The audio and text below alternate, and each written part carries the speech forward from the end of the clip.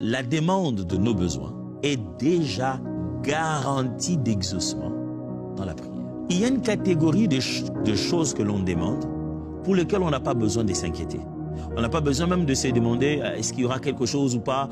J'ai déposé la demande, je pars, je ne sais pas qu'est-ce qui va se passer. Il y a une catégorie de choses lorsqu'on les amène pour demander sur ça. On est déjà sûr à 100% qu'il y aura exaucement. Quelle est cette catégorie? La Bible appelle ça nos besoins. Je lis avec vous. Philippiens chapitre 4, verset 6. N'entretenez aucun souci. En toutes circonstances, exposez vos besoins et vos souhaits à Dieu. En le lui faisant connaître dans vos prières, intercédez avec confiance et sérieux.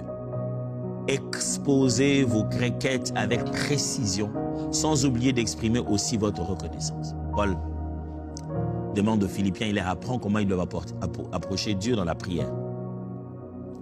Toujours même Philippiens, chapitre 4, verset 19 maintenant. Et mon Dieu pourvoira à tous vos besoins selon sa richesse avec gloire en Jésus-Christ.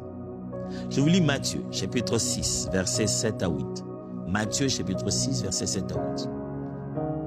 Dans vos prières, ne rabâchez pas des tas de paroles à la manière des gens de tout le pays. Ceux-ci s'imaginent qu'à force de paroles, ils se feront exaucer. Ne faites pas comme eux. Après tout, Dieu est votre Père. Il sait ce qu'il vous faut. Bien avant que vous ne lui demandiez. Frère, ce qu'il nous faut est garanti bien avant de le demander. Ce qu'il nous faut, c'est ce qu'on appelle les besoins ici. Retenez bien, quand je dis besoin ici, garantie d'exaucement, un besoin ici, je parle du fait que nos besoins ne dépendent pas de nous. Nos désirs, oui. Qu'est-ce qu'un besoin? Un besoin, c'est une chose qui ne dépend pas de toi. Ce n'est pas moi qui le veux. Elle s'impose, elle est là. C'est quelque chose qu'il me faut. Par le fait que Dieu m'a créé, par le fait que je vis sur la terre, par le fait que je suis un être humain, que je suis masculin, que je suis féminin, que par le fait que je suis parent, par le fait que je suis enfant, par le fait que je suis pasteur, par le fait que... Le fait en soi-même oblige cette chose. Ça n'attend pas ma volonté. Je n'ai pas besoin d'exprimer un désir personnel en cela. C'est un besoin, c'est un fait qui s'impose. Ça ne dépend pas de moi. Et ça, la Bible dit, c'est déjà garanti. Attendez, mes frères, Dieu n'est pas irresponsable. Il n'est pas là en train de se dire, bah, j'attends qu'il me demande, s'il demandera, je n'aurai rien. Non. Dieu est un Père responsable, qui sait de quoi nous avons besoin. Et qui sait que ça, c'est utile. Et ça n'attend pas que nous ayons un meilleur argument. Vous êtes vraiment sûr que vous devez attendre que votre enfant vous dise qu'il a besoin de lait? Dit, bon, il pleure pourquoi? Ah, si elle a besoin de lait, elle n'a qu'à demander. Non, c'est un bébé, comment il va demander? Quand vous envoyez l'enfant à l'école, c'est parce qu'il sait c'est quoi l'école ou vous savez qu'il en a besoin. Et notre Père sait ce qu'il nous faut. Il sait que nous en avons besoin. Le besoin, c'est aussi quelque chose de vital. Nos besoins, retenez bien, sont vitaux. Nos désirs, non. Nos plaisirs passagers ne sont pas toujours vitaux. Ils ne le sont pas d'ailleurs. Mais nos besoins le sont. Ce qu'on appelle un besoin, c'est ce qui, lorsque tu n'en as pas, ta vie est en danger. Ta survie sur la terre, tes nombres de jours sur la terre sont réduits. Ta façon de vivre, ta raison d'exister devient compromise parce que tu en manques. Et vous pensez que ça, c'est quoi? Juste un véhicule? Parce que tu veux un nouveau modèle? Juste un téléphone? Parce que tu veux une marque meilleure? Une plus grosse télé? Des fois, nous sommes dans un monde où la publicité sur les affiches et tout, à la télé, nous bombarde tellement des choses au point de créer en nous le besoin. Ça, c'est une méthode commerciale. On crée en nous le besoin des choses dont on n'a pas besoin.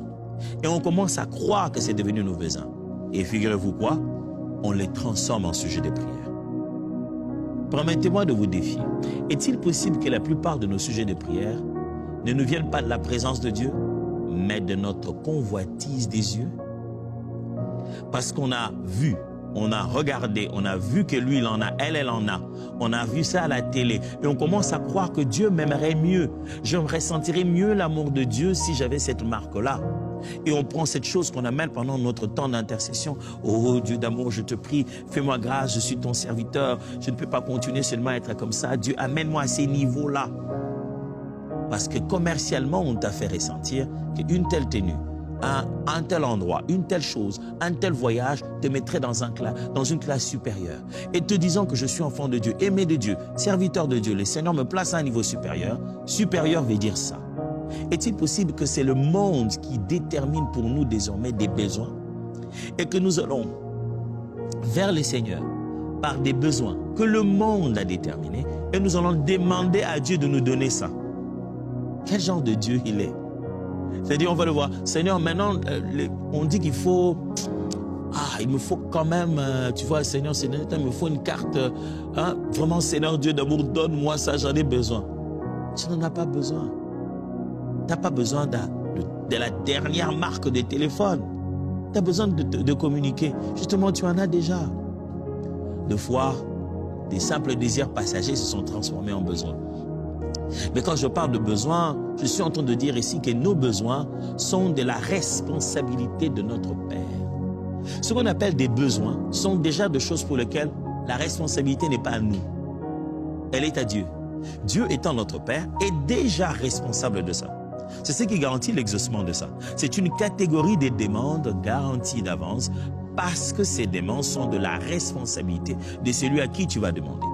Imaginez que mes enfants viennent me voir et disent « Papa, je viens demander l'argent pour les frais scolaires. » Tant que j'ai l'argent, c'est garanti. Je peux pas leur dire « Écoutez, je vais un peu réfléchir pour ça. Je veux voir, insister un peu. Est-ce que vous pouvez jeûner 2 jours? Je vais voir ce que je vais en faire. » Non. On va demander en plus à un père qui a tout pouvoir. Mais sur ça, ça a besoin.